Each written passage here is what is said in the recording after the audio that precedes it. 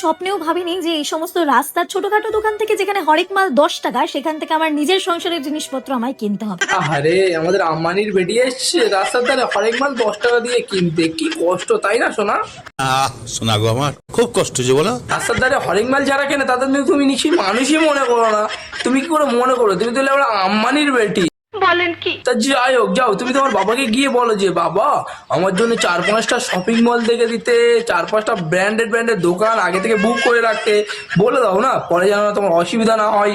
ঠিক বলেছো। যে এই সমস্ত রাস্তার ছোটখাটো দোকান থেকে যেখানে হরেক মাল 10 টাকা, সেখান থেকে আমার নিজের সংসারের জিনিসপত্র আমায় কিনতে হবে। তুমি কোন সা টাটা বিল্লা নাতি গো, আর কোন সা আম্বানির বেটি যে তুমি এসব কিনতে পারো না? এটা হাস্যকর। বাপের বাড়িতে থাকতে মা বাবাকে সবসময় ব্র্যান্ডেড জিনিসপত্র ইউজ করতে দেখেছি, আর আজ আমি কিনা দেখ। তাই নাকি মামনি? তোমার বাবা মা ব্র্যান্ডের জিনিস ইউজ করতো না? তা বলছিলাম কি মামনি, তুমি এত কোটিপতি বাড়ির মেয়ে, তাহলে মানে ফেসবুকে সোশ্যাল মিডিয়াতে এত এসে হাঁকছো কেন? তোমার তো হাঁকার কোনো প্রয়োজন নেই, তুমি তোমার বাবা মার কাছে গেলে হাত পাতলে দিয়ে দেবে তো। সঠিক বলেছেন, আপনার বুদ্ধি ভালো। তোমার ভিডিওটা দেখে আমি একটা জিনিস বুঝলাম, তুমি তো সেই মালটা সাজিদের বিয়ে করেছো, যে মালটা 4-5 জনের সাথে লুডু খেলে এসে তোমার কাছে মার খেয়ে গেছে।